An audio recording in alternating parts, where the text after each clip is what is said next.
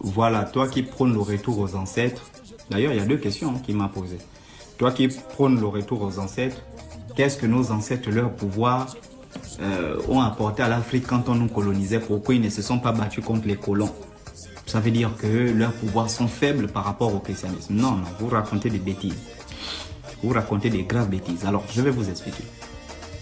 La vie des humains sur Terre est régie par 12 lois du zodiaque.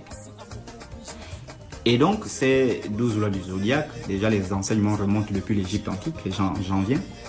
12 lois du zodiaque. Il y a combien de peuples sur Terre? Il y a combien de races? À mon avis, il y a 4 races. Il y a les noirs, il y a les blancs, il y a les rouges, il y a les jaunes. Les marrons sont comptés parmi les noirs. Il y a combien des éléments de la Terre? Il y en a 4 éléments. Le signe du feu, le signe de la terre, le signe de l'air, le signe de l'eau. Donc les 12 éléments du zodiaque là forment un cercle de 360 degrés. Et puisque c'est 12, 360 divisé par 12, donc chacun des signes occupe 30 degrés. Donc la spiritualité évolue par degrés. C'est pourquoi la spiritualité n'évolue pas par grade. Hein, quand vous voyez des bêtises, il dit moi j'ai le grade de pasteur, j'ai le grade... Non. Dans la spiritualité authentique, il n'y a pas de grades, il y a des degrés.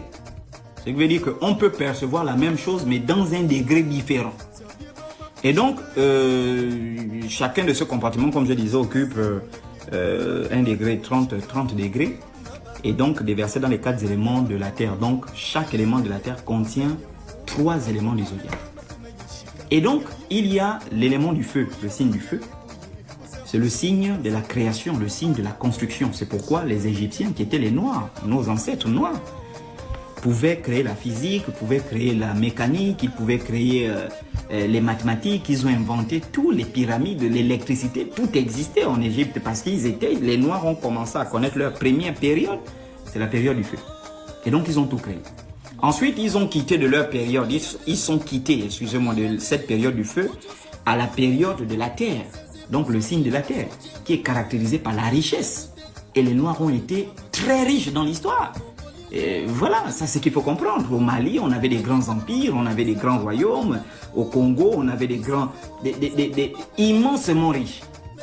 Et ensuite, on est quitté de cet âge de la richesse à l'âge de l'intelligence. Ce qu'on appelle encore, ce que vous appelez l'âge du Verseau.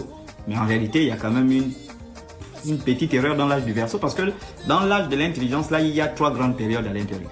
Il suffit d'aller regarder le zodiaque, que j'en donnerai des enseignements. Bon, ce que vous appelez l'âge du Verseau, ok? Donc, caractérisé par la connaissance spirituelle, la connaissance des vibrations de la nature, etc.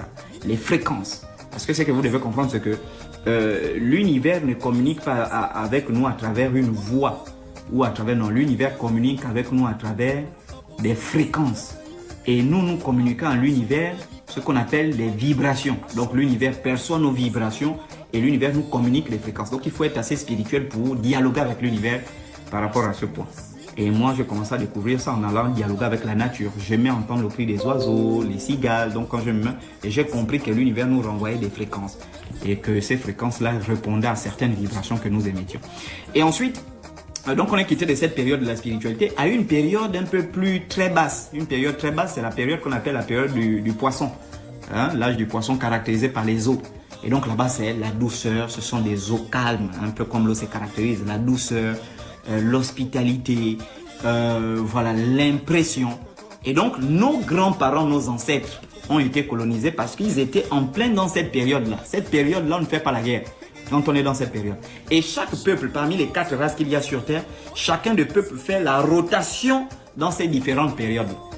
Et le peuple africain est rentré depuis 2019. Le peuple africain a terminé sa période de poisson. Le peuple africain est en train de revenir dans sa période de spiritualité, donc de l'éveil spirituel. Et c'est pourquoi vous constatez des mouvements un peu partout ailleurs. Et ensuite, le peuple africain va revenir à sa période de la richesse matérielle. Et le peuple africain va revenir à sa période de la construction, c'est-à-dire l'âge du feu. Et ça sont des choses qu'il faut comprendre de façon assez simple. Voilà, quand on est un peu spirituel, ce sont des choses. Donc les ancêtres n'ont pas combattu le colon parce qu'ils étaient dans la période du poisson. Il y aura une période où les blancs là seront dans la période du poisson et les mêmes noirs là vont les coloniser tel que vous avez vu là. C'est une sorte de... Quelqu'un m'a également demandé, la personne m'a dit, observe la jeunesse aujourd'hui. C'est une jeunesse qui boit le vin, elle fume, une jeunesse dévergondée, une jeunesse qui vit dans la débauche, etc. Bon, dans 100 ans plus tard, ce sont ces gens-là qu'on va appeler des ancêtres. Et donc toi tu dis que ce sont ces gens qu'on doit invoquer pour donner aux gens de l'argent ou bien je ne sais pas quoi, travailler avec eux ou bien honorer toutes ces choses alors que ce sont des gens qui ont vécu une mauvaise vie. Bon, je tiens d'abord à rectifier quelque chose. Le bien et le mal n'existent pas, tout dépend du jugement que l'on en fait. Ça va peut-être vous surprendre. Le bien et le mal n'existent pas, tout dépend du jugement que l'on en fait. La vérité et le mensonge n'existent pas. Je dis quand on atteint un haut niveau de spiritualité, la vérité et le mensonge n'existent pas, tout dépend du jugement que l'on en fait. Et comme c'est un chrétien qui m'a posé la question, je peux te démontrer dans la Bible, hein, ce que j'ai dit dans ta propre Bible, je vais te démontrer dans la Bible que votre Dieu dans la Bible a menti à 2 reprises. Voilà, pourtant il est écrit, c'est ce même Dieu-là qui a dit, tu ne mentiras point, mais lui-même a menti à 2 reprises. Jésus, qui est censé être votre Dieu, a volé les maïs dans Matthieu 12, il a volé des maïs dans une plantation de maïs. Donc, pour revenir d'abord sur ce que je disais, votre Dieu dit à Moïse, Moïse fait sortir le peuple d'Israël, dit à Pharaon, va dire à Pharaon que je vais juste faire sortir le peuple pendant 3 jours, ils vont m'adorer au mont Horeb et ensuite ils vont revenir pour te servir. Mais c'était un mensonge. Le peuple ne devait pas aller faire 3 jours, le peuple devait fuir pour toujours. Ça c'est un. Deuxièmement, lorsque Samuel part oindre David comme roi à la place de Saül, Dieu lui dit, votre Dieu de la Bible lui dit, si quelqu'un te croise en route et te demande où est-ce que tu vas, dis-lui que tu peux faire un sacrifice. Donc Dieu exige à un prophète de mentir. Donc c'est pour vous dire ici que, vous voyez, là nous avons la perception humaine du mensonge. C'est pourquoi je vous disais tout à l'heure que le mensonge et la vérité n'existent pas, tout dépend du jugement que l'on en fait. Et lorsqu'on atteint un certain niveau de spiritualité. Mais dans le monde matériel, bon, on peut définir qu'est-ce que c'est que le mensonge, tout ce qui est contraire à une réalité. Qu'est-ce que c'est que la vérité? Ben, c'est tout ce qui est conforme à une réalité. Mais là encore, ça pose un débat parce qu'après on aura tous ces courants des épistémologues qui vont parler de vérité relative, vérité objective, vérité cohérence, vérité correspondance. Donc ça pose déjà même un problème de vérité, des définitions de la vérité, etc. Donc ici, pour revenir à la question, d'ailleurs j'en ferai une vidéo sur ça, je viens balayer, casser ça. Hein. La jeunesse africaine n'est pas perdue. C'est par contre vous qui êtes perdus. Cette jeunesse en train de se découvrir par elle-même. Et c'est pourquoi moi je ne peux pas interdire à quelqu'un de fumer, ni de boire, ni de quoi que ce soit. Quand on est dans la spiritualité, on n'interdit rien aux gens. C'est la personne elle-même qui rentre en contact avec la spiritualité, qui prend conscience de ce qui est bien pour elle et de ce qui n'est pas bien pour elle. Et cette jeunesse-là en train de se découvrir. Quand moi je l'observe, j'observe une jeunesse qui se découvre en tâtonnant.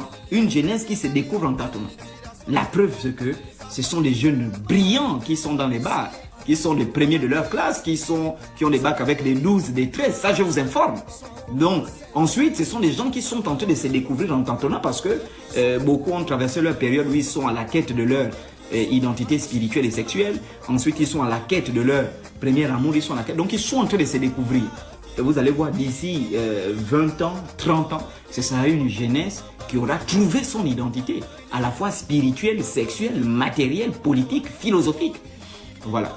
Donc, pour revenir à la question du monsieur, du frère qui disait, est-ce que dans ce cas de figure-là, on doit invoquer de tels ancêtres qui mangent dans la souillure ou bien quoi que ce soit? On nous a dit d'honorer les ancêtres.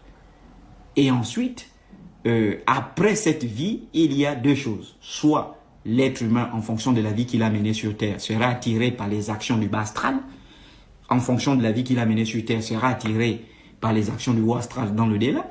Et maintenant, toute chose égale par ailleurs, lorsqu'on invoque un esprit, tout dépend. Si tu veux faire du mal à quelqu'un, tu ne vas jamais invoquer un esprit qui est bien. Ça, c'est ce qui est sûr. Si tu veux faire du mal, tu veux faire du bien à quelqu'un, tu ne vas jamais invoquer un esprit qui est mauvais. Et donc, il faut comprendre que dans l'honorification de ces ancêtres-là, enfin, pour ceux qui évoquent les esprits, dans l'honorification des ancêtres, il y a des ancêtres qui sont dans la lumière, il y a des ancêtres qui sont dans les ténèbres. Maintenant, si tu veux faire du mal à quelqu'un, tu peux évoquer un ancêtre qui est dans les ténèbres, il va venir faire du mal. Si tu veux faire du bien à quelqu'un, tu peux évoquer invoquer, excusez-moi, oh là là, invoquer un ancêtre qui est dans la lumière, qui va faire du bien aux gens. Donc là encore, c'est un autre enseignement qu'il faut recevoir sur cette question-là. Voilà, parce que pour ce qui me concerne, l'enfer en réalité, pour ce qui me concerne, l'enfer n'existe pas. L'enfer en réalité, c'est l'amplification. Parce que